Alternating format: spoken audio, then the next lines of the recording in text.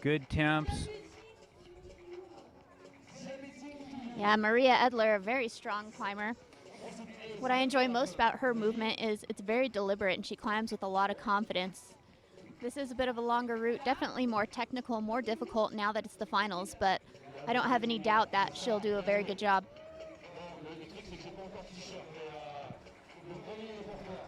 Edler's bringing up 11th place overall in the 2015 standings. She's not competed before this year in the World Cups, and she's getting ready to come out here and just crush it. Obviously, I talked about she was being coached by Alexi Dangan here, and he's going to be standing by. And I'll bet you, if she does really well, he is going to come absolutely uncorked with cheering. Yeah, the Russian team is extremely supportive of all of their members and all of ice climbing in general. We see a lot of the Russians always at the top of the list, but you know, they're very excited, and Alexi Dangan was able to speak with the live streaming a little bit earlier today during the speed climbing, and he very much welcomes people from all other countries to come and climb and come and crush it because it's all about the sport. Yeah, Alexi Dangan's shared a lot of insight with me over the years, telling me, hey, Mark, you need to do it this way or that way. And, you know, it's certainly been welcome. And, you know, it's helped me out in my climbing. Still competing on the World Cup circuit and having a good time doing it, and I never stop learning. And none of these guys actually ever stop learning. Maria Edler coming in from Russia. Hopefully she's going to get some confidence here. She's not going to come off too early. Got to make that first clip. It's a little clandestine to make that first clip in a way because it's actually there's two quick draws on that anchor point, and she's got to make both. Now, once you fall in a finals route, it's over. In qualifications, if you don't make the first clip by yourself, the clip that you actually have to make by yourself, because you're on top rope, so you'll never hit the ground. Once you make that first clip, you're on your own, but before you make that clip in qualification rounds, you actually get another chance to just jump back on. That affords a lot of other athletes to be able to have a little bit more fun. But in finals rounds and even in semifinals, you don't get that opportunity. It's not extended to you, and you're just going to have to get up and go climbing. Yes, and as Mark mentioned, you know, you have to clip every single clip. You can't skip any clips. It's part of the rules, and it's also to keep the athletes safe. Everything here is done by UIAA standards, which also supports clean climbing.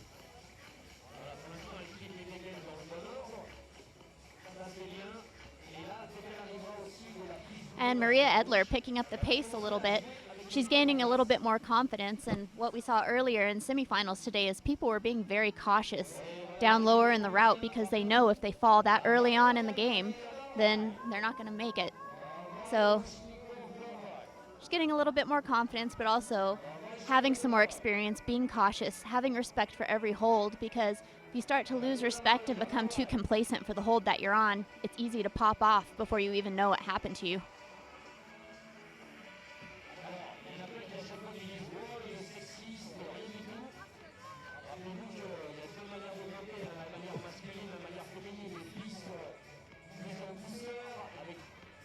You can see she's getting onto the ice over here. There's actually no holds on the structure for the women. Edler getting onto the ice and splitting the difference, doing a little bit of a stem from the ice to the wall. You can see there's a bit of a fracture up there in the ice. Now, if the ice falls apart while an athlete's on it, tough cookie. There's no technical. So if a hold breaks, that's a different story. If the ice broke right there, that'd be quite a significant fall. You're in for some significant entertaining with these athletes as they are able to make the moves. And getting out onto some exposed ice like that can be a little bit heady. It's a little bit of a mind game for you, but that's part of all of this climbing. It's very physically demanding, but also very mentally demanding. And getting out there on the ice where you're not quite certain, you know, are you going to pop out? If you pop out of a manufactured hold, you know, you can call a technical and maybe climb the route again if something some hold breaks. That is a manufactured hold, but if the ice breaks, that's it. You're done.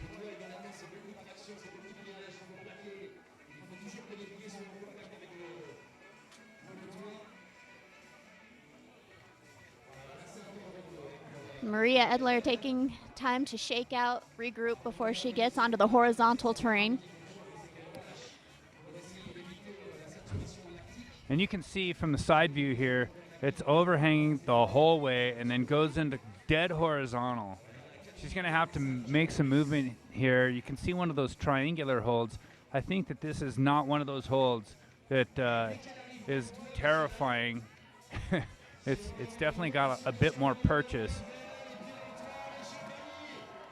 And she goes into that figure 4 there with her leg over her arm.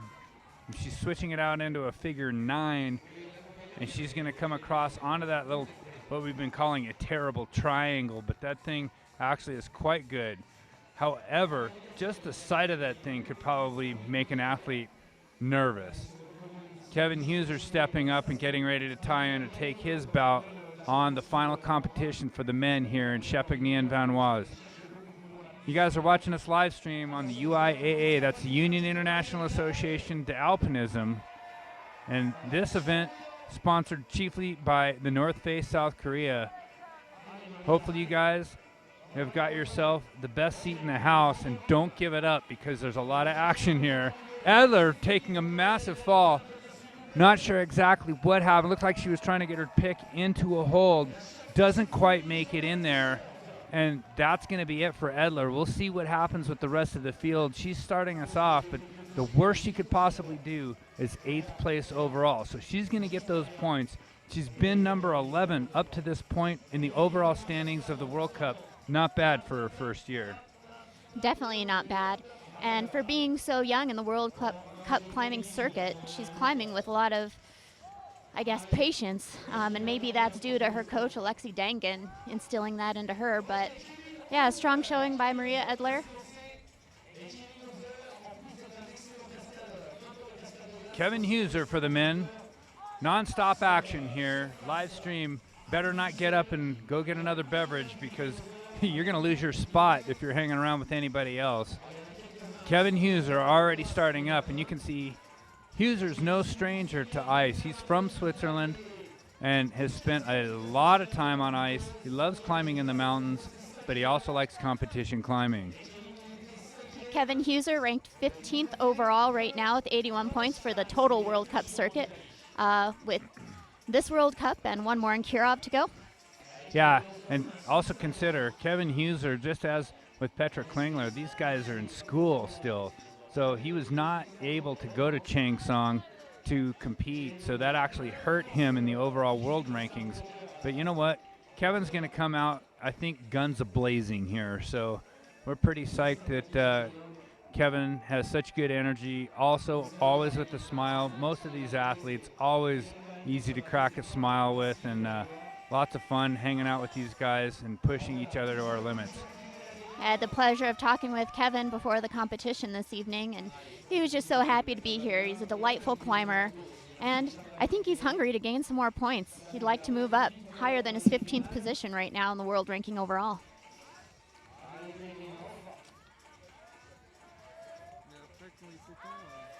You can hear everybody cheering, "Ale, Kevin, ale!" And it's going to be no holds barred. He's going to gun it as hard as he can. This is going to be a upsy downsy where he's going to the top of the hold, and then there's a Stein hold, upside down Stein here. You can see Kevin starting to pick up the pace. Kevin knows what kind of competition he's up against. He's seen the other athletes compete and competed against them in previous years, not just this year. So he knows how strong the Tomalovs are. He knows how strong Heyoung Park is, and he's going to have to get on his horse. The other thing that Kevin really knows is how strong Yannick is. So Yannick, being from Kevin's own team, is also a threat to Kevin's position in this competition. So friendly fire, you're going to see a little bit of alpine climbing out of Kevin. Very Swiss style. He's just going to bump that tool up one more round as he takes that hold with his own gloved hand. Seasoned athlete Kevin Huser.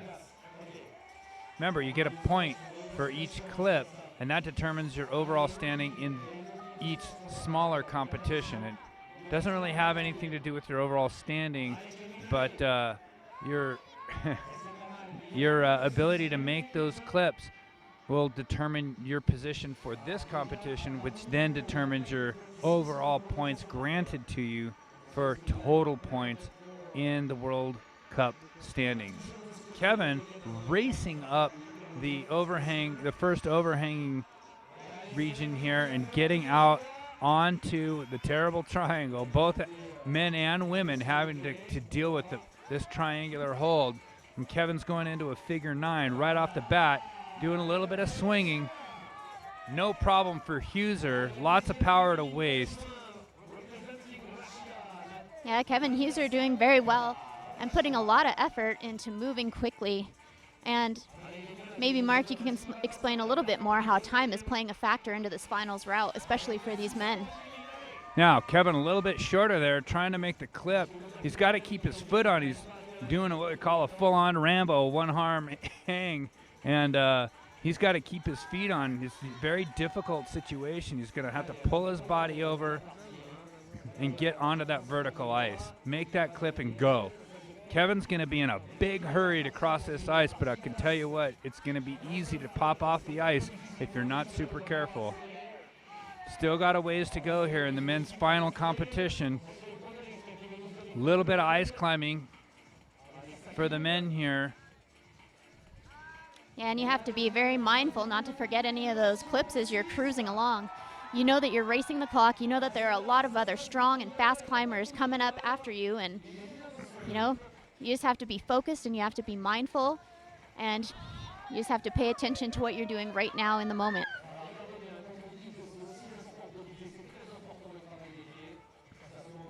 Kevin Huser cruising around the ice here, getting access onto the main head wall. He's got a real potential to finish this route. Kevin Huser enjoying his time in the limelight. Yeah, he's got to be happy with his performance thus far, and he still has time on the clock.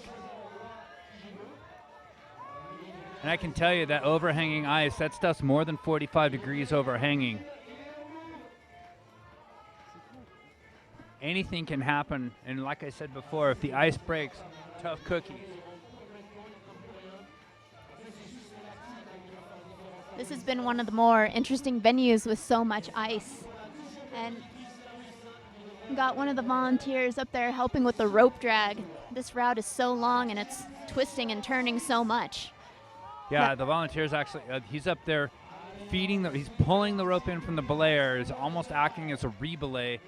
And Kevin Huser, you're looking straight on, but I guarantee you that is some super, super steep ice. Huser, no stranger to ice climbing. He's just cruising right along, making as good as decisions as possible to gain access to that head wall. He's going to go 180 degrees all the way around the ice structure on the head wall, all of it overhanging. Long traverse for the men. He's still got a lot of technical climbing to go. And from my standpoint, Aaron and I are looking up, and we can't even see him anymore. He's actually turning out of sight, going onto the south face of the south end of the structure. And this is a long climb, and he's shaking out maybe one or two arms here or there, but he just keeps going. I guarantee you Kevin's getting a little bit pumped here. He had to increase his heart rate moving across all that terrain, and now it's time for power. If you're just tuning in, this is Kevin Huser from Switzerland, coming in 8th seed in the semi-qualifications round earlier today.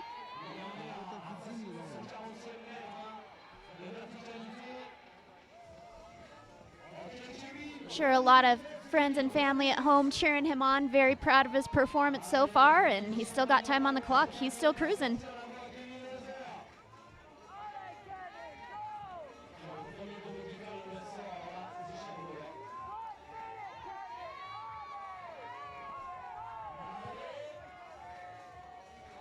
Kevin Huser up on a big volume there, making it double overhang.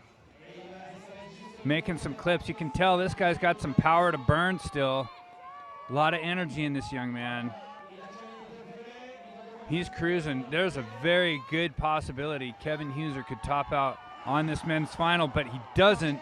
I'm not sure what happened, but Kevin Huser from Switzerland. Now, the next athlete to come up is going to be Octave Gabrielino Brescia from France, and he has been sitting in isolation for almost 10 minutes, so I can guarantee you that Octave knows that Kevin sucked up most of that time and that he's actually going to wind up concentrating on finishing the route. It's going to be a big, long battle for Octave.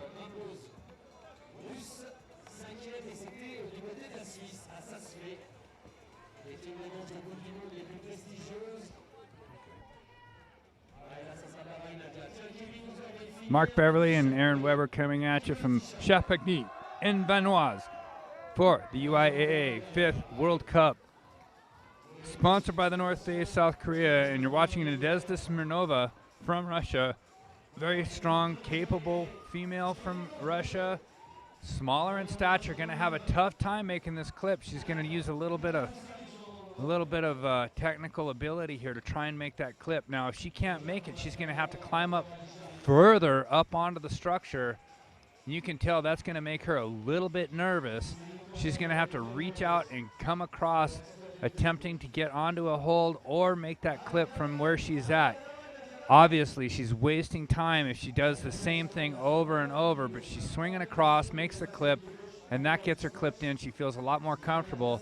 Had she come off of there, that would have been about a 20-foot fall, probably about almost a 5-meter fall there. That would have been quite a fall, quite a distance. She gains some confidence and moves on. Now, I can tell you, the athletes aren't worried about the fall. We've got great belayers. Nobody's hitting the ground. You got good, clean air and nothing to hit but air up there, and lots of fun climbing otherwise. So just power it up, give her, and get after it. That's the rules of the game here. And at this point in the game, you can't worry too much about falling. Your focus has to be on your time and how specific your movement is and your pace. And all of these athletes are in isolation, so they don't know how well everybody in front of them has climbed. So they don't know if they're doing well compared to the other athletes, or they're just uncertain. So they just need to be focused on what they're doing, how they're climbing, and they can't think about falling. Yeah, you got no time to think about anything else but climbing. Just concentrate on keep on moving, keep the brain quiet, and keep moving on. She's using... Yeah, so... Oh, and she's pulling a full one-arm hang up there on the traverse, trying to get her other tool. You gotta give it to her. That's a lot of power, a lot of strength. And can she continue on after that? It's going to be very difficult. I'm not sure what happened there, if there's a technical or if she just ran out of time. I can't imagine. It looks like she's only 6 minutes in. Must have been some kind of a technical component there, getting hooked up on the rope or something. I'm not sure. We'll have to check back in with you.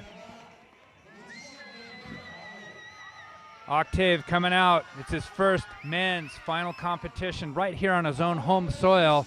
This young man I've watched come a long way in the last year to 2 years. Here he is in the men's final. I guarantee you this guy has worked very, very hard to make it this far. I've trained and seen him train in Usine in France, and it's been very fun to watch this young man turn into a very good, competent competition climber. And for all of those up-and-coming youth, we hope this is very inspiring to you. You know, sometimes it's intimidating leaving your home country, going to another country, competing against such a seasoned field of people, but there's so much room to grow, and, you know, the sport needs you. Obviously, Octave not getting onto the World Cup circuit, did not come to Bozeman, Montana, did not come to Changsong, just competing here in Europe. So he's got a hometown crowd, a great song to climb to here, DJ spinning for Octave, Lots of cheering going on. And Octave opting to use the Petzl ergos, which I think maybe he's the only one that I've seen who's in the finals using these tools today. Yeah, and they're very aggressive tool, and not only that, but he's also got the aggressive Kurukonogi picks on there, making it almost hyper aggressive. But Octave, you know, each athlete on their own picks out their own tools. You get to choose your own weapon of choice and go for it. You can actually make your own tools and compete on those if you like. They just have to fit in the UIAA box. They can't be too long. They can definitely be too short as a part of function. Octave in the seconding position there, in the second shelf position, and the crowd's cheering him on quite nicely.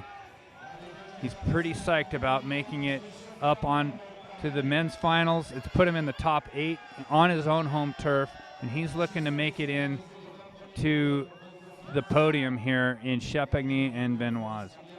Yeah, a lot of home support for Octave, and he has quite a bit of composure. I think he understands that he needs to pace himself and be very careful, but this is a long route with a big traverse once he hits the roof. He has to get through a horizontal roof section, then he's onto the ice traversing. But until then, he needs to be very mindful of all of these technical holds on the vertical wall. You can see some bigger long moves, and Octave getting really good high feet and powering up through those moves there with an upside down Stein pull. I guarantee you, if I did that on an ergo with the regular pick, it would be over for Mark Beverly because I'd bend that pick in a heartbeat. So Octave taking some good form, using his lighter body weight, choosing the ergos, and making really good, solid movement through this men's final competition. You can see there's a lot of deep lock off with the bicep and pushing with the tricep as well. I was talking earlier with Kendra Stritch about lock-offs, and a lot of people thinking that, you know, it's just a bicep that gets you through, but actually it's the bicep that's the first action, and then it's going to be the tricep that gets you through the remainder part of that lock-off. So you got to work both. It's an all-around sport, folks. The South Korean coach looking on there, he was actually in tears last week as Moon San Shin won the women's final competition by 10 seconds over Angelica Rainier. Absolutely emotional moment for a coach from South Korea. And as you mentioned earlier today, Mark, this is a big emotional roller coaster. Sometimes you have successes and sometimes you don't do as well as you hope, but tonight all the athletes having a strong showing so far, so hopefully everyone's very happy with their performance. Octave, enough power to wave onto the crowd. Come on, as he goes out and pulls a full Stallone. One arm hang, swing across the traverse. Letting go like a wild man, almost making a one-arm clip here. Not sure what he's going to do. He's just having a good time, swinging around, just like he's on a playground as if he were 5 years old. He's just cruising this thing. Oh man, it's just so fun to watch him climb. You can tell he's so inspired being in his home turf, having such a good crowd here, tons of support. And again, as you mentioned, Mark, such a long reach on Octave. Having a little bit of trouble getting that thing clipped. I'm not sure what's up. Sometimes you can get a little bit of water up there in those carabiners as the day progresses and the sun comes around. And then all of a sudden, you can have a carabiner freeze up on you. We try not having any of that in the World Cup competition. Octave taking a little bit of time here to cross the ice. I'm not sure what's going on, but definitely slowed him down after the horizontal roof traverse. He spent less time on the technical horizontal roof traverse than he's spending on the ice. Very interesting. Yeah, it's hard to know what's going through these athletes' heads as they're climbing. There's probably some strategy involved, but also there's a lot of deep pump. It's definitely not easy, especially when your feet cut loose and you have to get them all the way back onto horizontal terrain. Sometimes during these finals competitions, and I've heard complaints from other athletes in the past, such as Marcus Bendler or Angelica Rainier, where the spotlight's actually hiding or enshrouding one of those quick draws that you have to clip, and then it can become a technical problem. right now, there's obviously no risk of that. They've got the spotlights dead on, and those quick draws are in plain sight. So Octave coming across here, getting on, just about ready to get on to the really steep overhanging ice, and it's going to be very interesting to watch this young man and see how fast he can move across here. Kevin Huser, first person to go, set a pretty high standard. Hanadi Song from South Korea starting off with the women here, just getting off the first ice section. Yeah, we expect to see a pretty strong showing out of Hanadi Song today, but like we always say, anything can happen. As we mentioned earlier, she was the only person to top out on the route in Changsong, South Korea. Definitely a favorite. Also trains with Sunny or Woonsun Shin of South Korea. So these ladies are teammates and they are competing against each other tonight. Hanadi Song, easy movement for this lady. She's got tons of power. Aaron and I were able to go and work out at Hyung Park's gym in South Korea before the Changsong competition. And we saw Hanadi Song making victory laps around Hyung's gym. Now, Hyung getting trained by Hyung Park. No wonder she's doing such a good job and doing so well in these World Cups. And you got to understand, folks, without mentorship, it makes it very difficult. So the mentorship's where it's at for these young guys, and the people, the countries with the teams that are providing mentors. You definitely seeing a very strong showing by these countries: Switzerland, South Korea, Russia. It's impressive to watch the youth coming up so strong. And these athletes make some of this movement look so easy, but it's definitely not easy. And Mark, as you always say, climbing this hard does not feel good. And when we did see Hanadi Song in South Korea training at Hyung's gym, her fingers were absolutely raw from climbing and practicing so much. Yeah, actually she had massive blisters on both hands. It was amazing. And you know what she did? She just taped them up and kept on climbing, and she hasn't stopped since. And Octave over here not stopping either, taking a little bit of time to shake out, but he's got to keep moving. Octave, I'm not sure if he's tired or if he's just using a technique to not get his heart rate up so he doesn't get pumped, doesn't get anxiety, and he can finish this climb. We'll have to see. I haven't seen him shake out much, so I can't believe that he's pumped. But he is. That's 8 minutes. Pretty good job from Octave from France. Lots of cheers and support coming from his own countrymen here in France, in Champagny and Vanoise. Yeah, you guys checking out Hanadi Song. Just in that short amount of time, she's already cruised up to the top where the ceiling traverse is. Super strong, and she's just getting warmed up.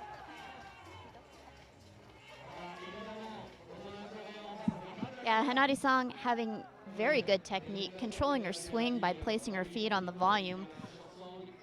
And again, onto what has been called the terrible triangle. Maybe this one isn't placed so terribly, but it doesn't phase her a bit. She just keeps cruising at a very consistent pace, which I think also contributes to some of her success.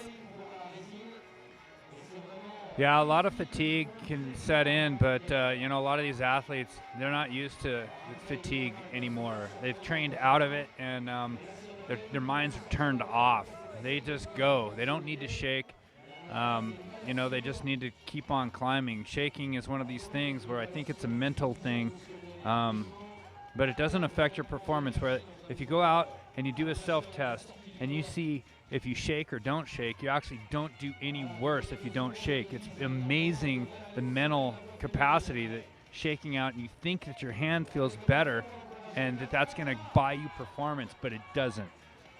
It's a pretty interesting concept. Yeah, every climber having their little bit different technique and different style. Hanadi Song doing a very good job at keeping her feet really high and being efficient in her movement. You'll see she places her feet and then she goes to the next hold. She's pretty consistent with that, not wasting a lot of time. Yeah, and the one thing that you see out of Hanadi Song that you don't see out of a lot of athletes is awesome, stellar, very precise footwork. Her footwork is immaculate. And if you watch her, she's every single time, watch her feet. Just watch how she places her feet. Oh, and here I am, a liar. I didn't do that to her, I swear. I swear I didn't do that. But most of the time, that's like the less than 1% of the time that you ever see her slip. But I guarantee you this, had she not been in such a good hold, she would have been out of there. The fact that she was in a great hold, and she has such power and endurance, that combination for her, that's what's going to carry her up this route. She's going to recover from that. But look, she didn't even slow down. She's making her way after slipping and doing a one-arm hang, 2 one-arm hangs, in fact, one on the ceiling traverse and now another one on the ice. But she's able to keep it going. And also her partner from earlier today, Woonsun Shin, or Sunny, had a pretty massive fall, a near fall off of the route, but she was able to hang on, and she had the composure to continue on. Hanadi Song making her effort. Don't know if it's going to be good enough, but we'll find out. Right now, first place, Kevin Huser from Switzerland for the men. Octave in second position. Octave guaranteed at least number 8 overall. Kevin guaranteed at least number 7 position. For the overall standings in the Champagny-World World Cup UIAA, sponsored by the North Face South Korea and Petzl, as well as Club Alpine France. You're watching the Coupe du Monde in the 2015 circuit. This is our 5th stop here. Hanadi Song a bit upset. She won the Chang Song World Cup for the women's difficulty on her own home turf. I tell you, I keep saying it, it's got to be difficult to continue to climb over and over while you're traveling. We all know this as being athletes and having to travel on this World Cup circuit. It's very fatiguing, very tiring. And I will tell you that the last stop on this circuit is on Russian soil. Those guys will be at home on their own time zone, in their own beds, and will enjoy being in their own area for the last World Cup. That's got to be an advantage. And being the host country, you do get more competitors. Yeah, the flip side is the World Cup used to start in Kirov, and I'll tell you, in January, I've never been so cold in my whole life. It was minus 30 with 30-mile-an-hour winds, and we're out there at nighttime climbing World Cup style. I tell you, I couldn't feel my brain out there. But now Kirov, being in March, we've got a month break between now and the next World Cup, the last on our stage. Over on the men's side, you're seeing Pierre-Eric Fien from France. This is the last Frenchman to go in this World Cup here. Octave and Pierre-Eric very close in overall ability. These guys climbing together, learning together. They're making their way up the ranks. And the French team is very, very supportive. The French team heavily loading the field here on their own home turf in Champagny-World. And it's going to be a very exciting competition, as I'm sure Pierre could top this climb out. He's got a lot of power. We watched him climb earlier this last week in Uzine. And I was telling folks earlier about how Pierre was cruising across the victory route there in Uzine, which is this big cave. And he was way out from his last piece of protection. Would have gone for probably a 60-foot pendulum fall, and didn't stir him whatsoever. He just hung out there by one hand, shook out, regained his composure, and then made his final couple of clips. So that's what kind of mettle Pierre has here, and I'm sure that we can witness some of that today. And I think one of the most impressive aspects of Pierre's semifinal climb was his speed. He had quite a bit of speed and coupled that with accuracy and very good technique, and that's what bought him a spot in the finals. You guys looking here, you see the UIAA official looking on. This is one of the judges who's making very careful that Pierre's not stepping out of bounds or hooking anything that he shouldn't be hooking onto. You know, Pierre's very meticulous as well about where he puts his feet, about how he takes the holds. He's fishing around here trying to find the best spot for the pick. He's also using a Krukonogi pick. Those Krukonogi picks giving a lot of athletes a bit of an edge. I've seen some athletes using stock picks, but almost 90% of the athletes here using aftermarket picks and front points on their crampons. Krukonogi providing a lot of the aftermarket picks for these athletes as well as the points. We've seen some new speed tools come out, and these athletes moving faster and faster and performing stronger and stronger. So I know I couldn't have done it without Krukonogi because I bend a lot of these picks, but I can't bend a Krukonogi Mark Beverly version of these picks. Those are just awesome. So Pierrick making his way out the head wall here, easily getting into a nice swinging figure four.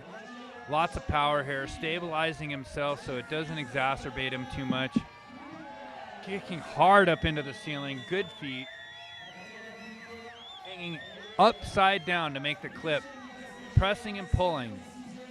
And here's some of that speed that I was talking about earlier with his showing in the qualifications, and he has to be very careful he doesn't miss any clips.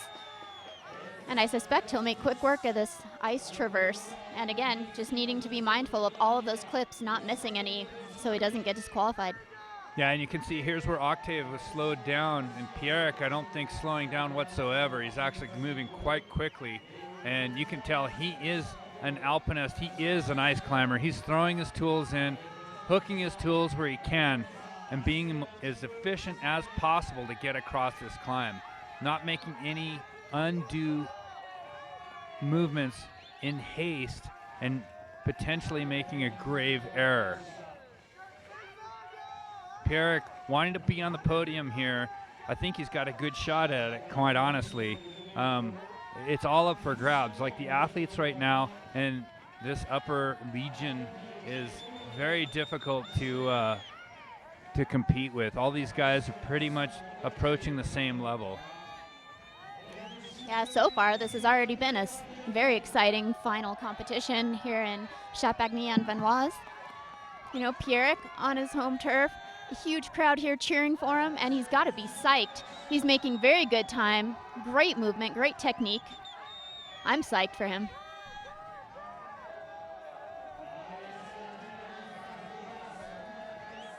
Next up for the women's going to be Natalia Kulikova from Russia. This girl's crushing it in speed and in difficulty. So we're going to see her starting out here as Pierrick is finishing. Pierrick's going to be having to get some really good feet in there. He's got to make sure he's kicking hard into that spray ice. Upside down, greater than 45 degrees overhanging ice. That is an insane angle for ice. It just rarely happens, but when it does in the real world, very difficult to perform. That's right, you're watching the Coupe du Monde, the World Cup. This is the UIAA North Face South Korea 5th World Cup of 2015. Pierrick making his way across the top in the spotlight. Yeah, and this ice is so overhanging. Even with the different camera angles, it's hard to appreciate how nearly horizontal this ice is. A big gift coming in from Team Canada for Aaron Weber. Big, nice t-shirt from Team Canada. These guys using this to raise funds so that they can get themselves over here to these World Cups. Sponsor your local athletes. Check out Pierrick making his way up onto the last head wall here. Just flashed across all of the overhanging ice. He is really crushing it. A big Stallone for Pierrick here. Swooping into a figure four, figure nine, and he's looking like he's a little bit fatigued. We'll see if he's got the muster in him, and he's out of there. Little bit of a technical hold, can't get careless, and I suspect that if anything's going to take out Yannick, it's going to be this hold. I think a bit of a surprise for Pierrick there to come off, but he seems very happy with his performance, and why wouldn't he be? That was a long climb and a lot of good effort.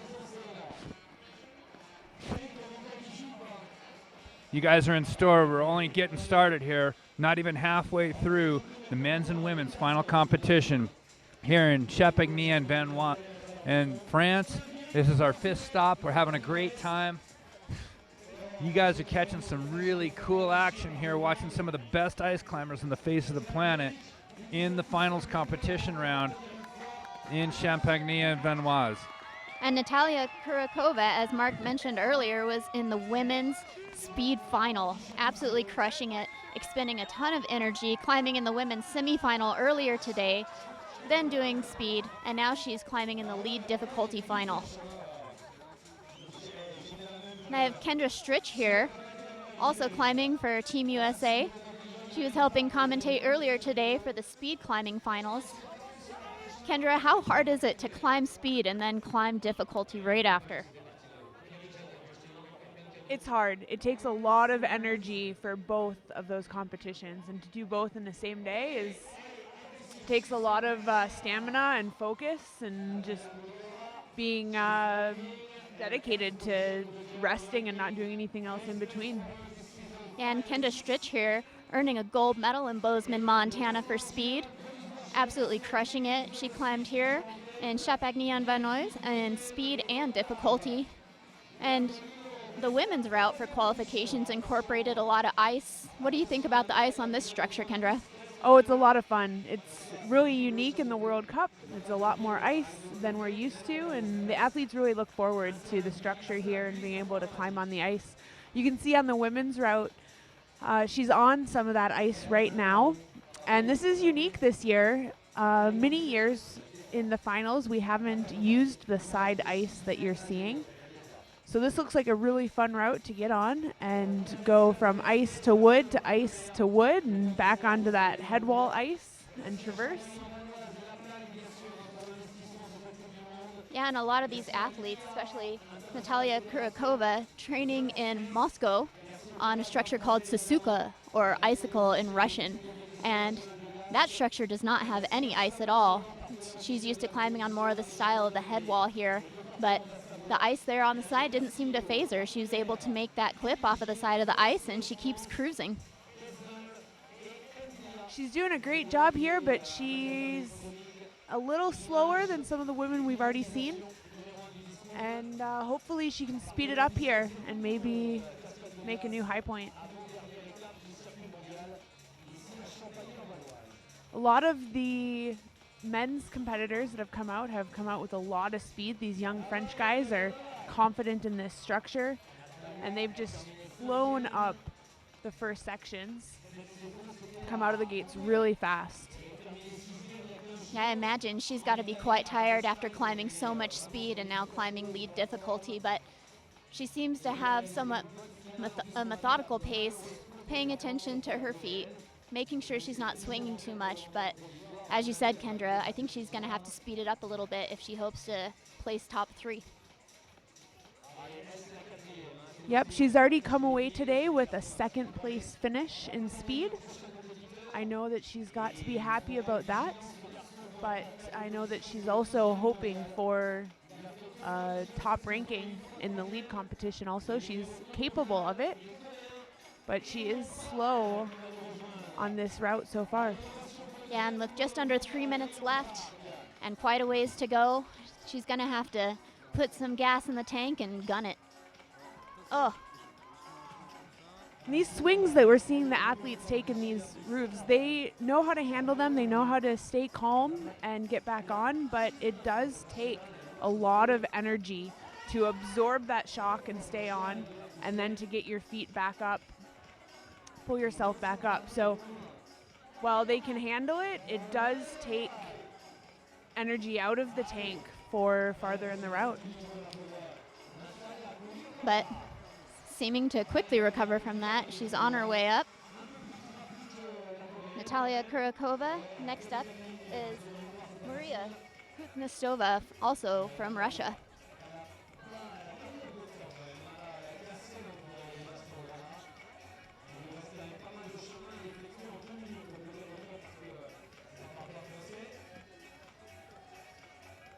Up next for the men is going to be Hee-Young Park of Korea.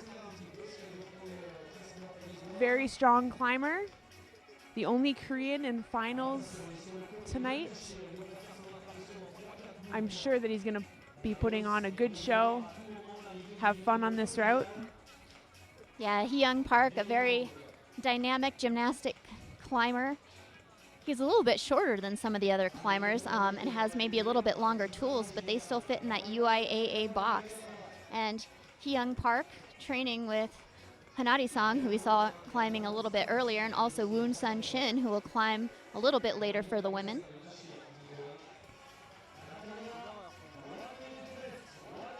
Natalia is just hearing that 1 minute warning. She has 1 minute left of climbing. She's on the upper ice, just turning another corner. She's going to be getting onto some manufactured holds again off the ice, but on the very steep top head wall. Hearing a lot of teammates cheering her on from down below. A lot of divide, divide, which means go, go, go. And here she goes onto that steep head wall. Still controlled, she's still looking good. And getting this far in the route, and you know, it's getting cooler here. She climbed a lot earlier, but she can't let that mental fatigue and physical fatigue phase her at all. Any little lapse in focus and you're off the wall. But she seems to be maintaining that focus, opting to figure 4, figure 9 up onto the ice again. You might be wondering what, oh, she's out of time.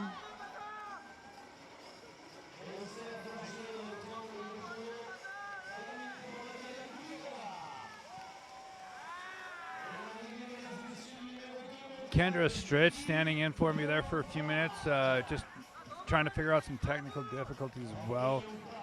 Aaron Weber here as well. All of us athletes and commenting and giving you some insights on what we can here. Natalia Kulikova, you know, she's come a long way in the last few years, her and Alexei Vagin. Both good competitors, a couple from Russia, and competing in both lead and speed. Now, center stage, Hee-Young Park from South Korea. And I guarantee you, this man is out for blood. Falling off early on in a couple of the other World Cups.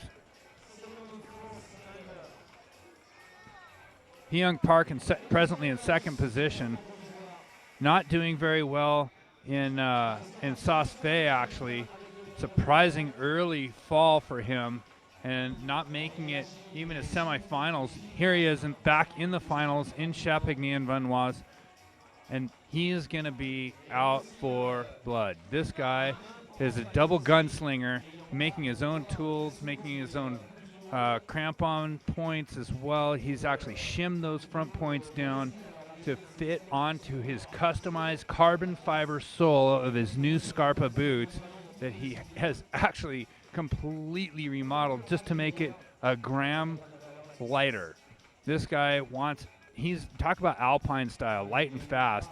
This guy's got his ice axes shimmed down, lightened up, and you can see he's got so much power. He doesn't have to do figure fours a lot of the time. He can just go right off of his brute strength. Big long lock off moves for Hee-Young, and it's nothing. Now he's also training Hanari Song in South Korea, and these guys, you know, powerhouse. South Koreans keeping up with the Russians in the overall standings, and they've been doing it for years. Ever since Marcus Bendler left, Marcus, you know, he was one of those guys who'd won many, many World Cups, and he was like telling me one day, he's like, Mark, if I leave the World Cup, it's only the Russians left. Then Hee-Young Park came along, and Marcus was like, he's going to pick it up and run with it. So one of the only people that have been able to keep up with the Russians is Hee-Young Park over the years. And now the Swiss team's stepping up to the plate, and you can see the French are actually, they've got a great team, and they've been putting a lot of effort into their team as well. So now it's all mixed up, and Hee-Young Park trying to hang on here in the 5th World Cup in Champagny. Yeah, and Hee-Young Park, as you said, Mark, he's such a dedicated climber. He's put so much effort. He's built a gym. He has a bouldering gym in South Korea. He trains other athletes. He modifies his gear, you know, and he's definitely earned his nickname, which is the Ice King. And we'll see how well he does on the ice coming up here. Yeah, Ice King was actually Hyung Park's name for his climbing hold company. No longer in service, but that's the joke we have. So whenever there's a big long hold, it's like a big undercling to a really like a hard stand-up move. We just yell it out, Ice King. So Hyung Park swinging across here, controlling his swing and reeling it back in, stabilizing himself. You can see he's really good on the tool there, just able to command where he goes in space, not getting all mixed up, not getting bamboozled. Three-dimensional climbing here. And as I was speaking with Kendra a little bit earlier, Hyung is a very fun climber to watch. He's very dynamic, and man, when it's time for him to move, he can move. And he's also a very good alpinist. He's a very accomplished alpinist. He's been to Nepal. He's done lots of long climbs. He's been around the world quite a bit, so he's not just a competition climber. He's sponsored by the North Face South Korea, also sponsoring the World Cup events. But I'll tell you what, this man's an all-arounder. He doesn't compete in speed, but what he doesn't in speed, you can see he's definitely doing his speed here. He just flew through that ice section, and he's also a very good ice climber outside in the real world. So not just a competition climber, this guy is an absolute master. And so many good male climbers in the field tonight, and Hyung, he's hungry for a victory, and he's gonna move through any section as fast as he can just to catch that little bit of time. And as you mentioned, Mark, sometimes it comes down to just a few seconds between first place and second place, and Hyung's definitely gunning for first place. Yeah, we're watching Hyung cruise across here, figure fouring actually, trying to keep his feet off of the ice so he doesn't want his feet to cut. And you can see he's taking a little bit different approach by clipping behind him instead of in front of him. Now, he knows that he's in the men's final competition, and for him, it's do or die. He's not going to just make a clip just because he thinks he's going to score an extra point or two. He's not like a lot of the other athletes. This guy is a veteran, and he is out for blood. As I said, he's going to get to the top or bust. So his sights are set on the chains. His sights are not set on making the next clip or scoring the next point. He's wanting to win, and this is somebody that, if you're looking to win in one of these competitions, or if you're looking to win in any competition, this is the kind of fervor, the kind of soul, the kind of like depth you really need to be digging down into. Watch this man climb. The way he climbs, the way he thinks about what he's doing, he's totally checked in. Yeah, and I think his sights even set beyond just hitting the chains, but how fast can he get to those chains? We saw a lot of other male athletes falling about this time right now, and I'm telling you, if there's anybody who can master these technical holds right now, it's going to be Hyung.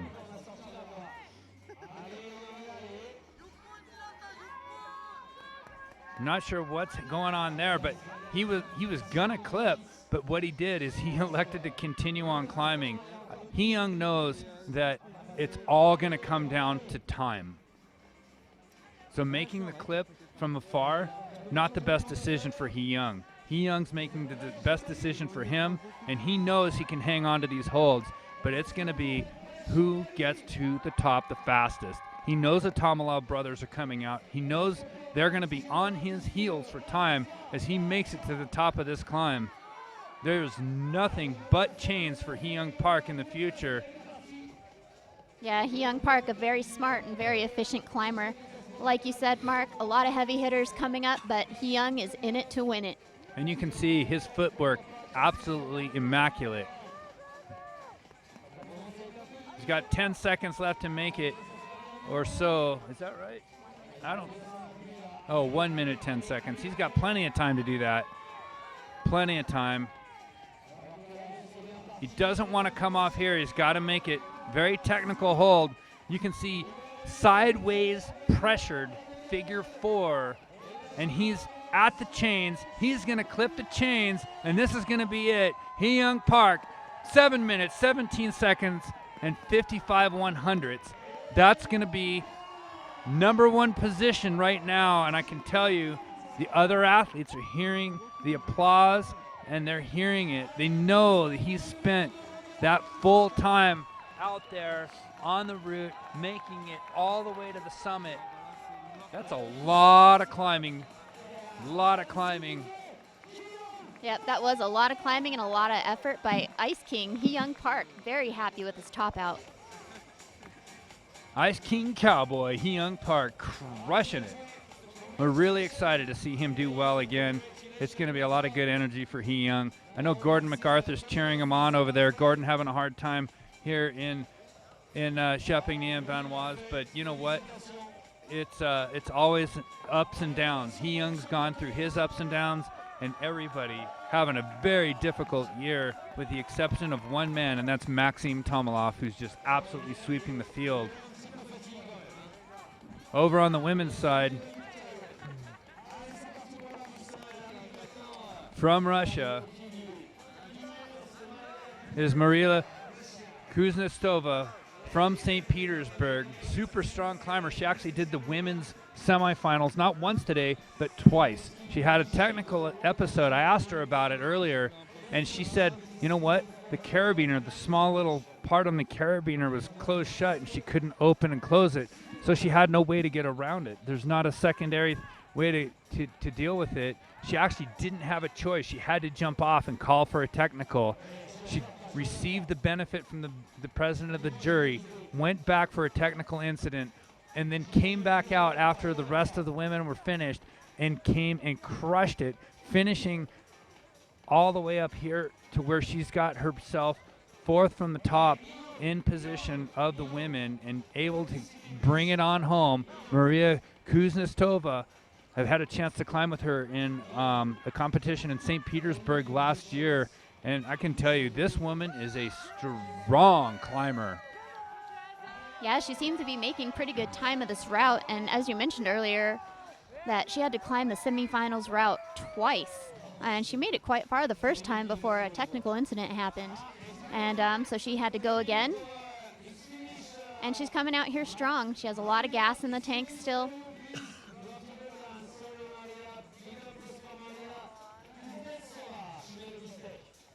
Looks like she stepped out of bounds there, and they called a technical on her. That's going to be her high point, and that's not going to be good enough to really change the way things happen there. So she's wondering what happened. She'll have to go back and review the film.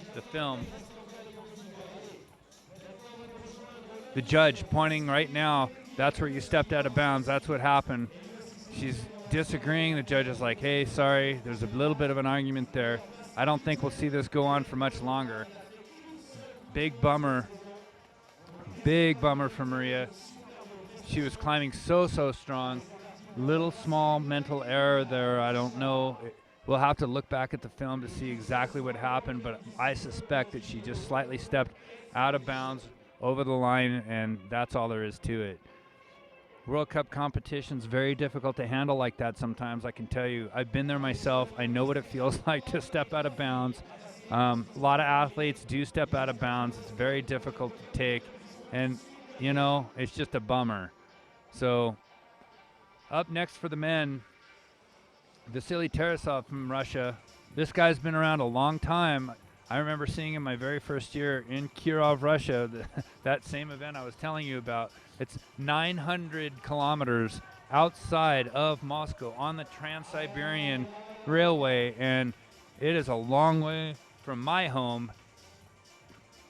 But this guy is a long way from his home, and now he's out here in the men's finals. So Vasily, great guy. I've climbed with him several times in the past, just him and I, and it's been a great time.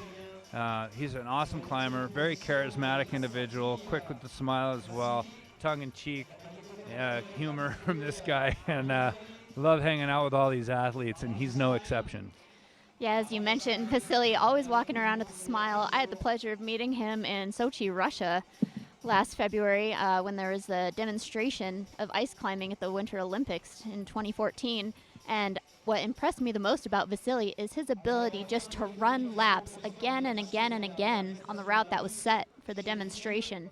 And Vasily here, tons of power, tons of energy and tons of endurance.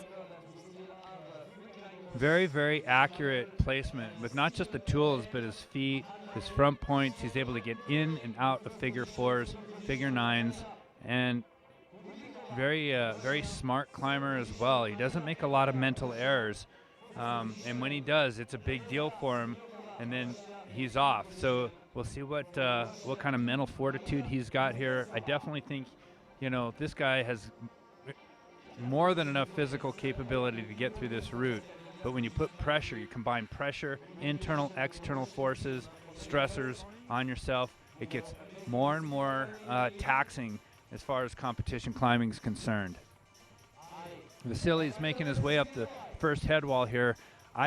My guess is you're going to see this guy absolutely float across the ice. He's such a fast climber, and as long as he's got good holds, he's going to move like you won't believe.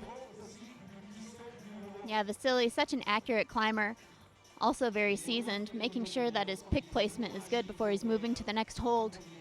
And as you mentioned, Mark, so efficient with his feet. He has such good footwork, getting his feet up, not messing around, not changing them a bunch, and he's on. Crowd shuffling in here, only the nosebleed seats available. Lots of folks hanging out. We hope you're watching us from home. 2015 UIAA Ice Climbing World Cup, sponsored by the North Face, South Korea. A huge sponsor here and a huge supporter. Getting some warm drinks from Rose, another great supporter here in Champagny-World. Vasily's shaking it around there a little bit. Got his Krukonogi picks draping over the next hold, and he's able to get onto the ice without a problem. A little bit taller of an athlete and having a great time moving across this ceiling, showing little effort involved here. Just crossing, and just like I said, floating like a phantom across that ice. He is very, very quick. He's going to have to pull that rope hard in order to get it across. We've got a little bit of rope drag here as we start to increase the radians by going all the way around. He's probably got about 70. He's got almost 270 degrees of radians turning around this complete structure here. But now one of the volunteers down on the ice helping redirect the rope so he doesn't have as much rope drag. The belayers here doing a great job, not short roping, having good catches, good lowers, and tons of great volunteers here today in Champagny-World.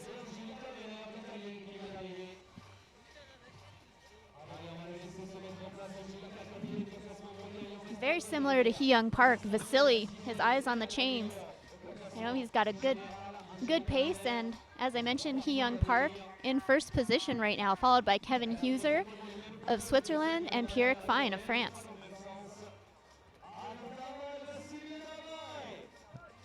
There's only 3 more men to go after Vasily here. We're just past halfway in the men's and women's finals competition here in Champagny-World.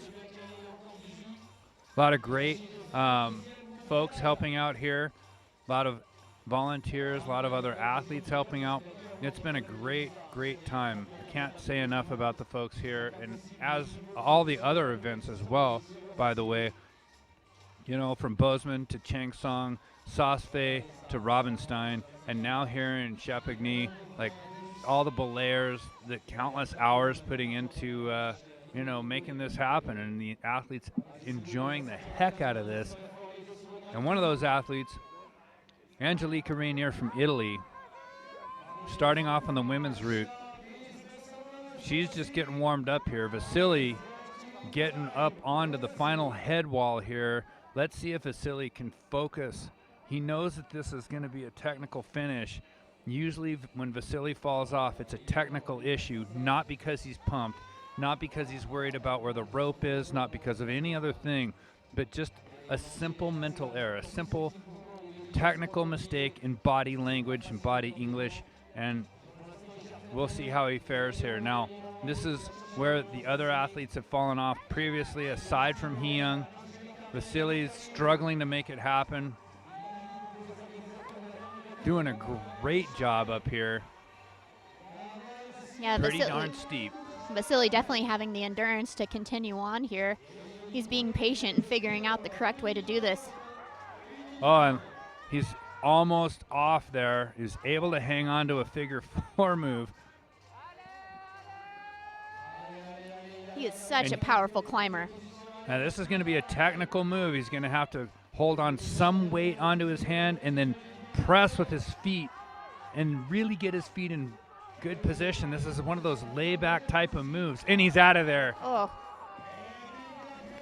I think a surprise for Vasily and a surprise to the rest of his team, but he seems to be pretty psyched about his performance, pretty pumped.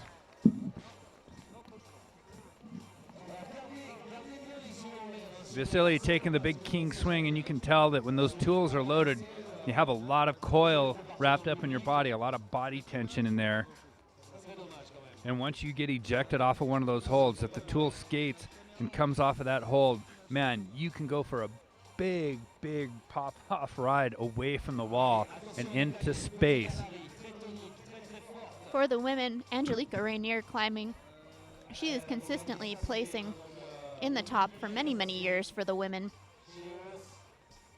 Climbing here today, making easy work of the ice, and she's quite a veteran climber.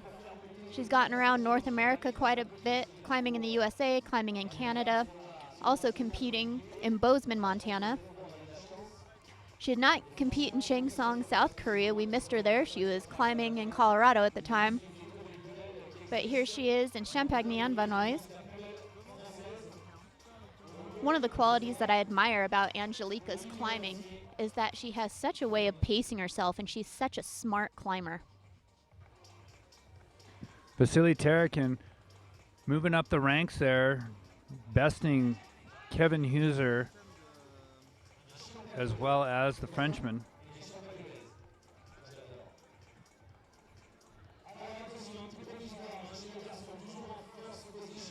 Angelica Rainier cruising out there. Vasily warming down now and just kind of hanging out. Angelica Rainier making her way across the top of the ceiling, making effortless motions like it's nobody's business. She's just over halfway with her route here in the women's finals. Yeah, she's climbing with such composure, and I asked her earlier today if we'll see her climbing in Kirov, Russia, and she said, I don't know, it depends on how well I do here tonight, and so far it looks like she's doing pretty well. So Angelica, we hope to see you climb again next in Kirov, Russia. Yeah, and it's funny when you ask athletes, hey, are we going to see you at the next one? And the athletes will tell you that same all the time. They're like, well, I don't know, it depends, let's see how I do. And I don't know what that means. Does that mean if they do well that they're going to go to the next competition, or if they do poorly, are they going to have to go to the next competition? You never know, and everybody's got different take. But then they'll tell you one way or the other, and then sure as heck, they show up at the next competition because, you know what, it's competition, and you got to just come out and show it. Come out, compete, give it your best, and get moving. She's looking down. She's looking for the clock right now. She's trying to figure out how much time she's got, and she's getting a quick little shakeout before she runs up the ramp to the summit here.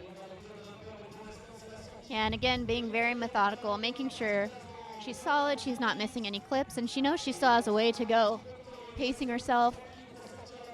First position for the women, Hanadi Song, followed by Natalia Kulikova and Maria Edler, both from Russia. Nadezhda Smirnova in fourth position, and Maria Kuznetsova from Russia bringing up the fifth position at this point.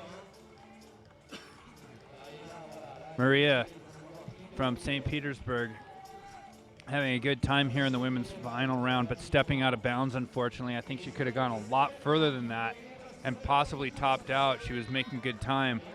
Very disappointing finish for her here in Champagny. Angelica Rainier making really good decisions all the time. It's hard to beat this woman. She's got great footwork. She's got great prowess. She can just compete pretty much anywhere on the face of the planet and do really well, always standing on the podium. And like I said before, this girl has more weight in medals than she actually weighs. So, you know, I think you'd probably need a wheelbarrow to take out all of the championships and everything else. So you're watching a very veteran climber, very smart climber. Now she's only wondering if the ice is going to hold for her. If the ice breaks, she's out of there.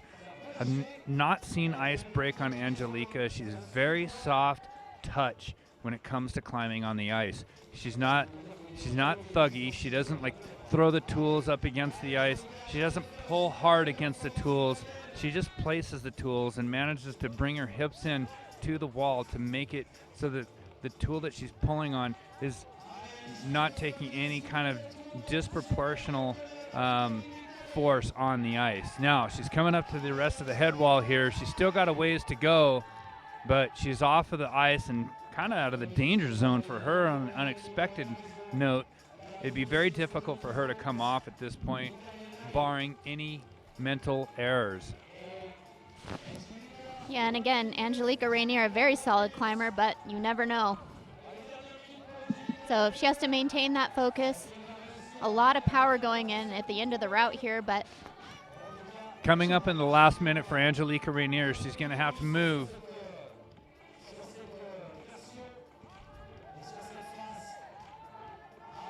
Big figure four move here. She's going to bump up that right foot and press off of it. Moves her up onto that Sausfait hold, that granite stone, one of the old hater stones. She's only got 2 moves left. She's got 25 seconds to do it in. Oh, and she's out of there. She doesn't make it to the finish. She's upset. She got in a little bit of a hurry. She knew she only had just a few seconds left to make it in there, probably about 15 seconds or so. And she got a little bit carried away, and that was a technical error on her part because she definitely could have finished this route. Now, if any of the women are finishing this route, it's going to come to high point, which is the top, and then time. Anywhere else on the wall, it just comes down to tying. yeah, So there looks like there may be some kind of a technicality involved. She's talking with the judges right now. They all came rushing over, wondering what happened. It's hard to say. We'll have to get the official result here. But I can tell you right now, over for the men, Alexei Tomilov.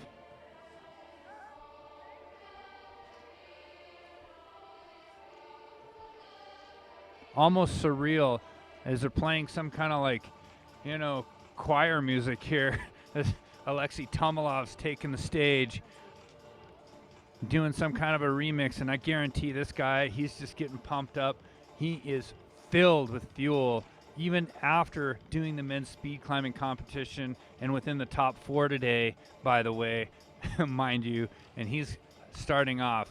Sponsored by Gravel, out of Kirov, Russia, the Tomilov brothers arise, and here they are. Maxim to follow Alexei, and you can see how fast and how long these guys can move. Absolutely amazing. Very impressive climbing by these young men. Yeah, Alexei Tomilov, and even more so his brother Maxim Tomilov, so consistently performing. Very tall, very strong, very precise, and also very fast, which if they want to beat Hyung Park, that's what they need is speed. Yeah, Hee Young's probably one of the fastest competitors on the market here. Only second, actually, to young Yannick, who we're going to have to keep a lid on his speed in order to compete with Hee Young. It's going to be a toggle between the risk and benefit ratio between speed and making his moves and power to get through all of the climbing that needs to get done. Very exciting here in Champagny and Vanoise. North Face Korea bringing us all of these wonderful World Cup events with live stream, bringing it to you all around the world. So we know we're getting a lot of hits. We've got more than 6,000 hits, and very intriguing to see this happening as we're getting more and more hits every time we have a World Cup. So we know that you guys are tuning in, whether you're at your home, in the bars, in the cars, at school, at work, wherever you're at. And we're enjoying bringing you this live stream here at iceclimbingworldcup.org. And you can follow all of our results through the through the competitions here in the 2014-15 circuit. The UIAA supporting clean climbing and following the World Anti-Doping Agency standards. Now calling it clean climbing, and the athletes do get tested here, so we're making sure that there's no abuse of the system, no abuse of substances. The athletes are, performing on the same platform, and looking for an Olympic demonstration sport here in 2018 in Pyeongchang, South Korea. We were talking with Fritz Virland, who's the president of the UIAA, just earlier, and definitely working towards getting us into a Olympic venue in 2022. So we're hoping that happens, and we're working towards it. The athletes all working towards it. The youth coming up working towards it. Everybody's putting effort into it. It's an exciting time to be in ice climbing and a lot of fun. Going to these, we went to Sochi. In fact, Aaron, you were in Sochi this last year in February. Had a great time. What was the best thing about it there? I think the best thing about it was the interest of all of the families and all of the children. There were a ton of kids there, and they were all just looking on in amazement. Tons of people stopping, asking questions. It was just great to expose the sport to so many people who didn't even know it existed. Yeah, it was more than 2,000 people that were not just exposed to ice climbing, but actually got to try ice climbing. And these people never get to try ice climbing from where they're from. So it was really fun to go there. Pavel Shabalin being the mastermind behind the entire event, organizing ice climbing in a place. We were down on the Black Sea and it never froze. Super fun, super cool. And here we are in Champagny-World, and still going strong. Alexei Tomilov and Tomilov brothers were there as well. Coming out for the women, Wunsan Shin. She's getting ready to tie in. Alexei Tomilov getting onto the main head wall up here. And again, a lot of friendly fire here. The Russians are competing against other Russians, the South Koreans against other South Koreans, but again, you hear members from each of their respective teams cheering them on. Everybody here wants to see everybody else do well. They're very excited. And in addition to that, everybody is vying for a medal, but they're also vying for points in their overall World Cup standing. Alexei Tomilov is just going to go ahead and camp us through all this stuff. The heck with the feet. He's just going to make sure that as long as his ice axes are on here, he's just going to go ahead and gun it.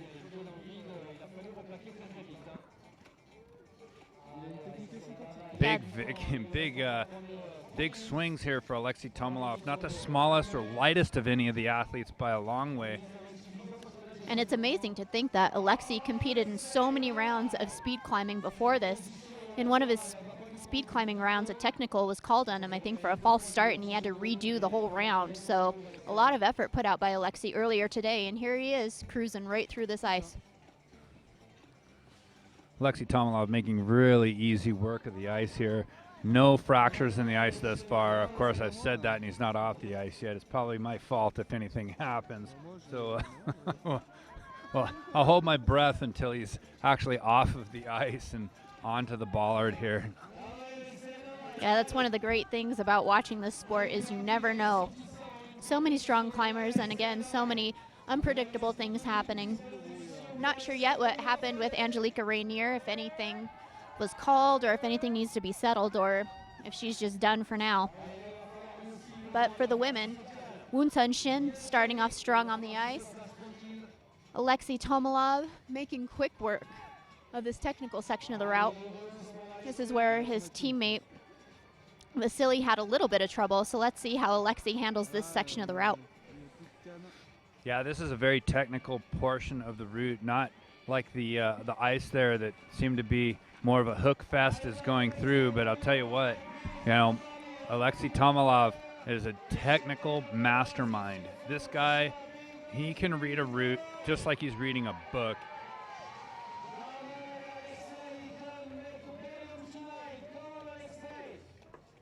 He's He's going to have to put a lot of force into this layback and be very cognizant about his egress off of this hold. What I mean by that is that when his tool comes off of this hold, he's going to have to be careful going into the next hold. If he unloads the tool that he's going away from, it could detract from the way he's holding on to the hold that he's going into. Very technical going into this last section here for Alexei Tomilov, and you saw Hee-Young Park make absolute mincemeat out of this thing. Being very, very careful at the end was Hee-Young. Hee-Young's biting his nails and wondering what's going to happen here. Alexei Tomilov hanging on. He's kicking hard. Definitely doesn't want a foot to come off and be the cause of his demise here. You can see footwork is absolute king. And Kendra Stritch here from the USA looking on, mentioning that he's getting close. Oh, I was going to say he's getting close to being out of time, but unfortunately not a top out for Alexei Tomilov. Hee-Young Park dodging a massive bullet there. Dodging a potential bump down from his first place position presently.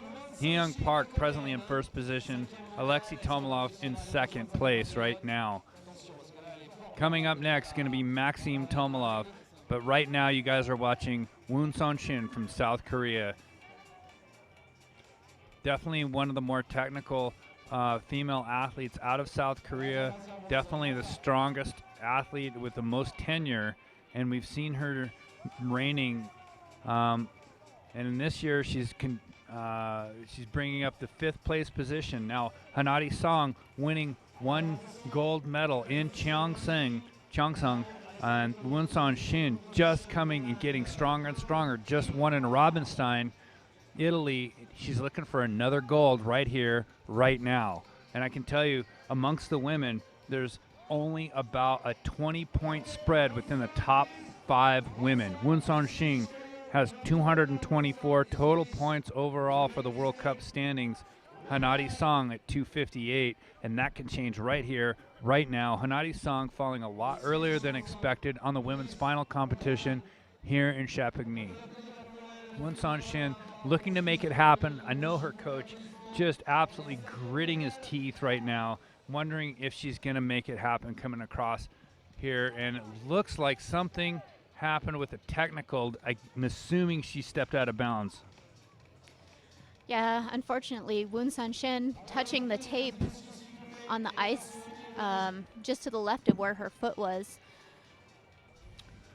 Not crossing the tape, but touching the tape, and the judges are calling her off right now for a technical. Super upset, wondering what happened and why. I'm sure she can't wait to see the repeat film that she's going to watch over and over and over and over and over, because you know what happens? You learn from these mistakes, and you learn from these super simple mental errors that you make in World Cup competition. It's all these finer nuances, and you can see she's getting the bad news right now. Why did they call her off? They said, "Nope, Sonny, you got to come down." And it's a very upsetting time for Woon Son-shin. Definitely heartbreaking. Hard news to take. She's, very promising climber, very skilled, doing very well, and just something so small and so simple, and you're done. Very hard to take. That's the nature of competition climbing, and I don't care who you are, you're going to have ups and you're going to have downs, and how you deal with it, it's all about your character. How you come back from that. Will this make Sunny a better climber? You're darn straight it will, because she's not going to do that again, right? And she's looking forward to a better day and another time when she can climb well, and that's going to have to be in Kirov, Russia. So if you ask Sunny, hey, are you going to go to Kirov? You know what the answer is going to be? It ain't going to be, well, let's see how I do in Champagny. It's like, oh, yeah, she's going. Yeah, she's going to go, and she's going to go there with a lot of heart. Up next, ladies and gentlemen, you're getting ready to see Maxim Tomilov, the other Tomilov brother. We've only got 2 more men athletes, Maxim Tomilov and Yannick Gladhard. These 2 are going to battle it out to see if they can top Hee-Young Park's position, who is presently holding first place overall. Maxim Tomilov, I guarantee you, this, when you watch fighting, you watch Muhammad Ali. When you watch basketball, you watch Michael Jordan. And when you watch ice climbing, you watch Maxim Tomilov. This guy is absolutely flawless. He's sweeping the difficulty competition and taking it by 100% storm. This guy doesn't make mistakes. He doesn't make mental errors. He doesn't have any lack of physical capability. When you watch an athlete like this, you're watching perfection at its best. It's unreal to watch. It's almost surreal. Like he was a machine. Like he was created for this. Like he was born for this with ice axes in hand. And I'm sure his brother had a lot to do with that. Who knows exactly what, but I'll tell you, watching this guy perform, there's a good chance you're watching right now the performance of the year. And if he can beat Hee-Young Park's time to the top of this thing, I wouldn't be surprised. And as you mentioned, Mark, time is a factor here. If he's able to get to the top, the deciding factor in who's going to be first place and who's going to be second place at this point would be time. And Maxim Tomilov, a very tall athlete, very quick, very precise, very efficient. Like you mentioned, Mark, he's like the Michael Jordan of ice climbing. He's definitely at the top of his game this year, taking first place consistently. So let's see how he does for the rest of the route. He has quite a ways to go. Yeah, I think it was a big wake-up call for us in North America watching this guy compete. It was the first time he's actually come overseas. We've had competitions for just decades over in North America, and it wasn't until this year when the Russians came over and Maxim Tomilov crushed the field, and now he continues to crush the field around the globe, around the planet. And you see when he competes, when he climbs, it's not that he speeds up and it's not that he slows down. He actually just has his tempo. He has his pace. He has his way of climbing, and he never shows any compromise in any of his climbing. He's just an absolute mastermind. Consistency, slow and steady wins the race. He doesn't get shattered, doesn't get broken by anything. If he makes a mistake, which he never does, it seems like, it's amazing. But if he makes any kind of a mistake, he's the first one to recover immediately. He's like, whatever. Watching this guy climb, watching him grow up in the sport, look at him move across the ice here. What an all-around athlete. Yeah, he has amazing athleticism and also the mental focus. I mean, to be so consistent and to be in first place for each competition thus far, it's absolutely amazing.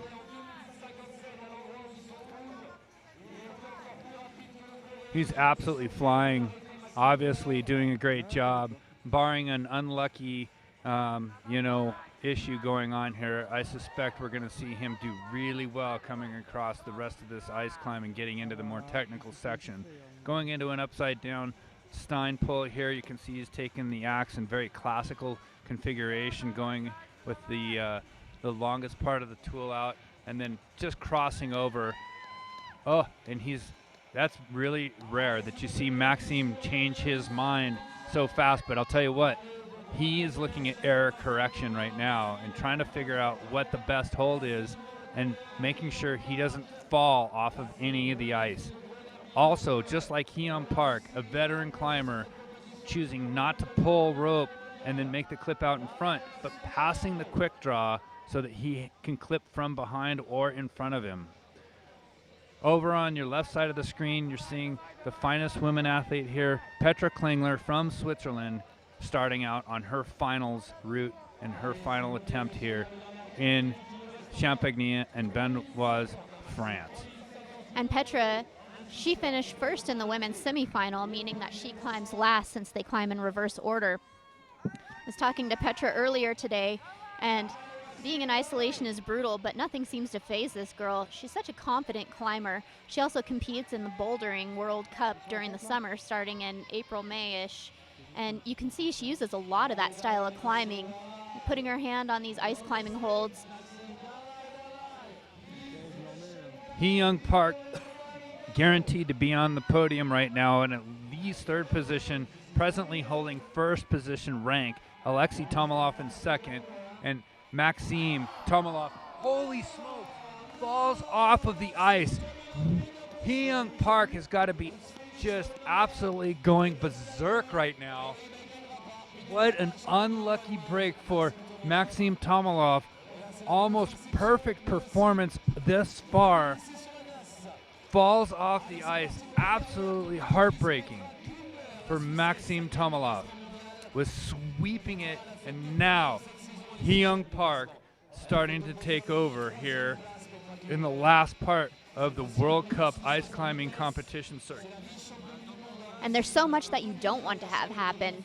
You know, you're focusing on climbing and what you do want, but what you don't want is to step out of bounds, drop a tool, or fall off of the ice, aside from falling off of the manufactured holds. You know, it's so unpredictable at times, and unfortunately, falling out of the ice and breaking the ice, you know, you're just out of there. There's no technical for that. It's a very difficult position coming up for Petra Klingler as she approaches the upper part of the head wall here. Now, we've had 2 women in the finals here step out of bounds. What is that telling you? There's definitely a narrow margin of error, especially in this section coming up here. You've seen some of the women get completely on the ice. Some of the women split the difference between the ice and the board, but you have to be focused and you need to pay attention to where those borders are.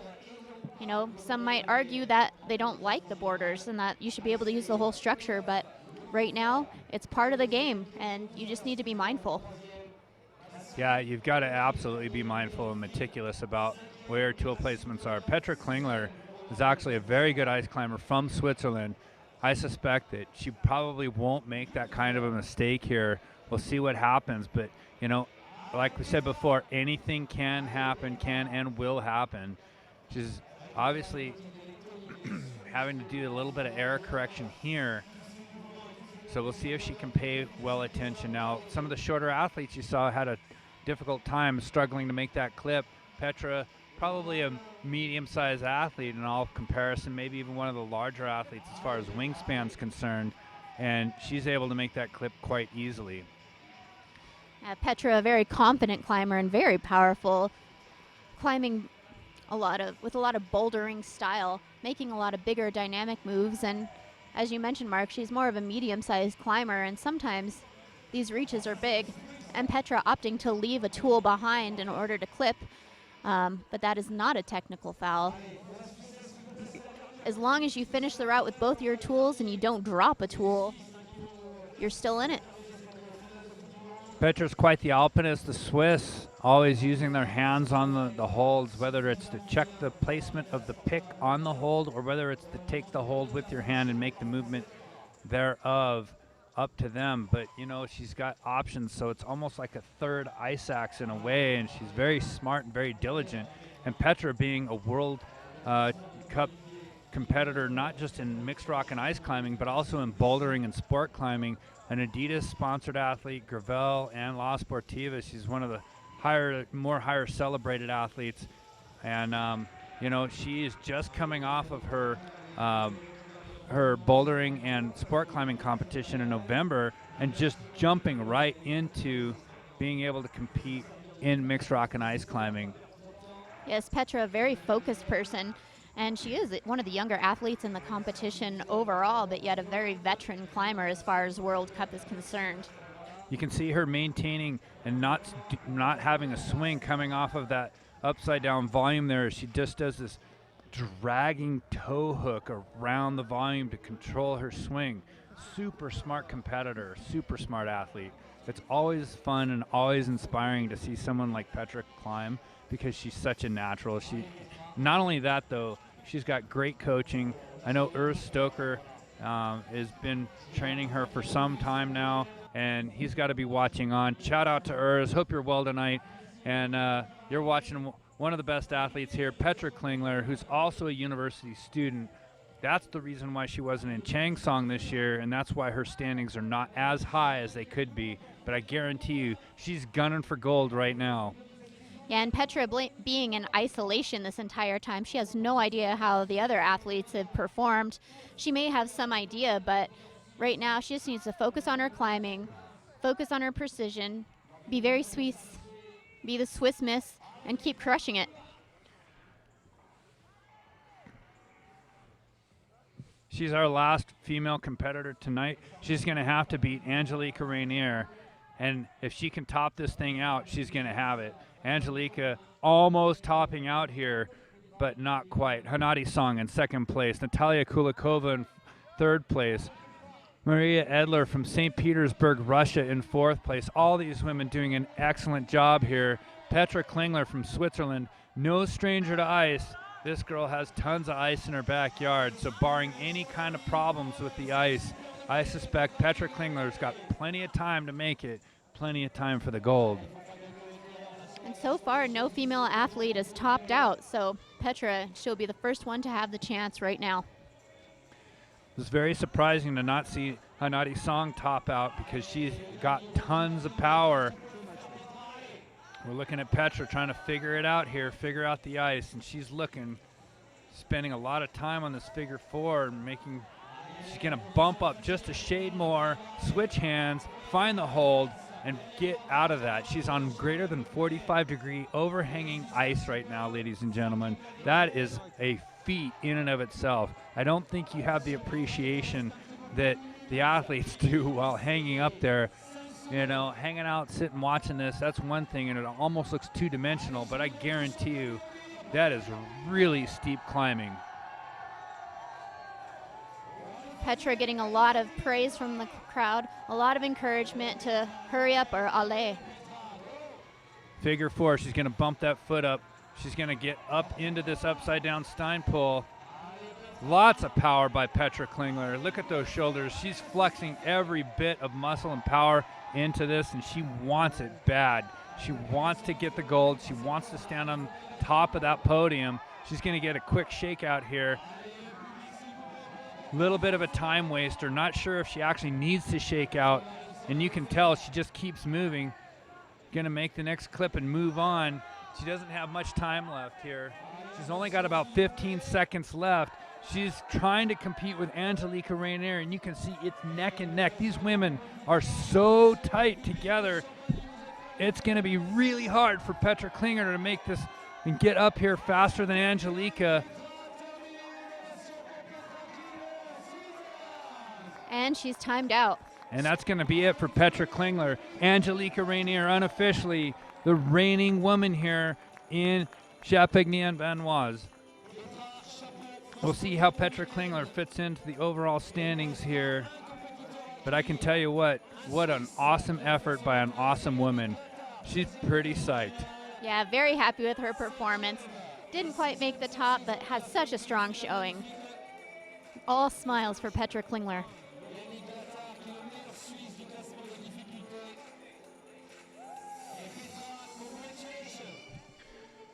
How can you not smile after a performance like that?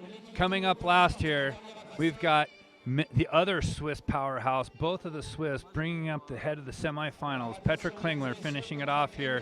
But now, Yannick Gladhart from Switzerland. We're going to see what this man's made of. He's going to get a chance to show off his medal and see where he stands amongst the best in the world. Petra Klingler going to be in the silver contention right here. She's pretty happy with that. That brings her into second place overall. Angelica Rainier looks like she's going to take the gold unofficially. Hanadi Song in third place, and Natalia Kulikova from Russia in fourth. Maria Edler, St. Petersburg. Shout out to you guys in St. Petersburg in fifth position.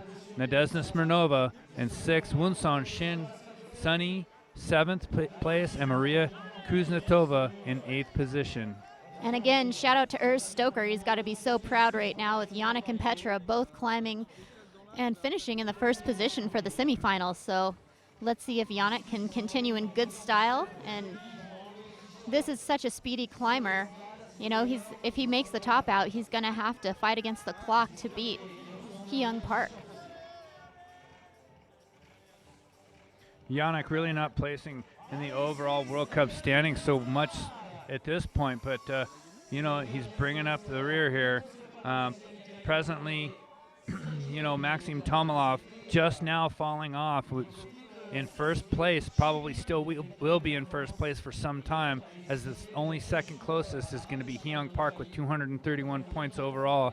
Maxim Tomilov with 400. So we're going to see where Yannick comes in here and how he plays out into this whole mix. Throwing definitely a a lot of contention here around. He's in 13th place and only competing in 2 other competitions thus far. So he skipped Bozeman, skipped Changsong, started competing in Saas-Fee, and then competed again in Robinstein.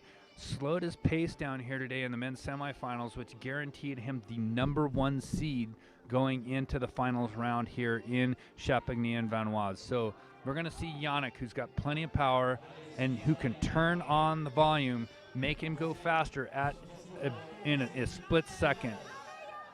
You're seeing probably the best of the future right here, right now on your screen. So don't go anywhere. You're in for a good show. This is going to be extremely, extremely entertaining. Yeah, and Yannick here, as you mentioned, he didn't attend Bozeman or Changsong, but for the overall World Cup standing, you're allowed to drop your lowest score, so you're allowed to drop 1 score. So one of those events that he missed, he'll be able to drop it from his total for the season. Yeah, and Yannick being a very hard-working young man, a journeyman carpenter by trade, just starting out in his career here, also competing in the Youth World Cup and winning the Youth World Cup this year as well. He is an extraordinary young man, completely filled with nothing but happiness and joy, it seems like. He is a very inspirational climber. Yeah, one of the younger North American climbers from USA, Justin Willis, hanging out with Yannick, getting some tips, and shout out to everybody at home watching both Yannick and Petra. Big Swiss powerhouse here tonight.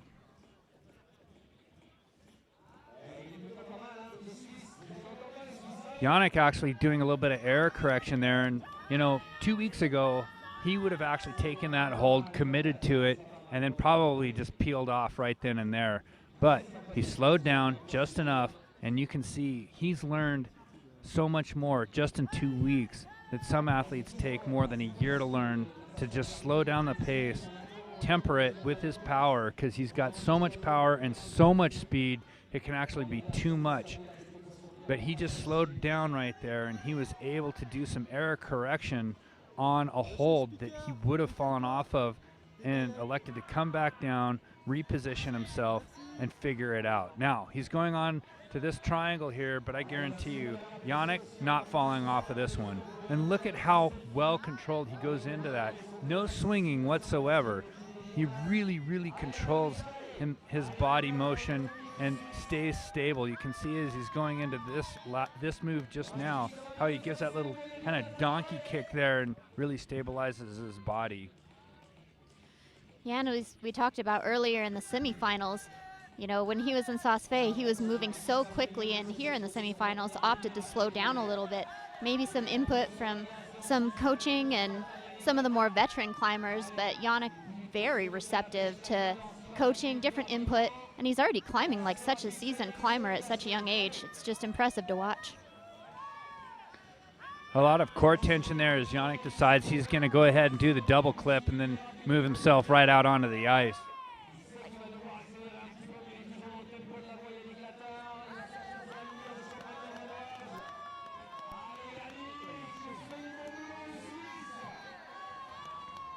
This is the new Swiss machine here. Yannick Gladhard making his way across over onto the final traverse here of the ice. It's going to be a little bit technical. We just saw Maxim Tomilov peel off the ice unexpectedly, so anything can happen. Maxim Tomilov, who's been winning and sweeping the World Cup thus far, falling early, and actually Maxim Tomilov in 6th place at this point in the finals. It's got to be absolutely heartbreaking, but he's watching Yannick, who's just moving across the ice here, semi-campusing, hanging on, clipping from behind, acting like an absolute veteran at his age. It's unreal to watch this happening. Yeah, it's amazing to watch his speed and just to watch him move across. He's so hungry for victory here. He wants to top out, and he wants to top out with the best time. Here's the Yannick we were talking about earlier. Very fast, and he was telling me earlier he doesn't realize how fast he's actually moving. I remember hearing this from my coaches in the past when I was a young lad as well, but I'll tell you what, when he wants to pick up the pace, he can and will do it. Hee Young Park watching if this young man is a threat to his gold standing right now. Hee Young Park presently in first place position. Alexei Tomilov wanting to hold on to his second place position. I guarantee Yannick's gunning for the gold. He's moving in. It's very exciting here in Champagny-World. This is the UIAA World Cup in Champagny, sponsored by the North Face, South Korea. These guys, great sponsorship. Yannick's absolutely enjoying it. He's got tons of power. He's pushing it to the end. Yeah, this young man's climbing with so much fervor. And this is a very technical spot that gave a lot of other athletes a ton of problems. 6:30. He's got plenty of time to make it to the top, barring. Now, if he gets too excited, if he moves too fast, I guarantee you he's going to pop off one of these holds. If he gets too erratic with that pick point, it's going to blow off of this hold, and he's going to have some problems. He's going to have to be very cognizant of how he takes these holds here. Taking a moment to shake out. Bringing up the crowd. You can hear the crowd. He just needs to maintain his focus. Look at that egress. His pick point did not move at all. This guy's nothing but power, nothing but style, nothing but technique, and nothing but class. Just whipping that figure four into place. He's going for the summit hole. Ladies and gentlemen, I think you've got yourself a new World Cup champion right here. New World Cup gold medal winner, going to be Yannick Gladhart from Switzerland. Unreal. Wow, and that's the speed that we were talking about. Absolutely amazing. And Yannick Gladhart here climbing up on top of the structure. He's just going to keep on going. That's a true top out. Mark Beverly, Aaron Weber here. You guys checking this out, Champagny-World. We'll be back with you. We're going to have more to come here.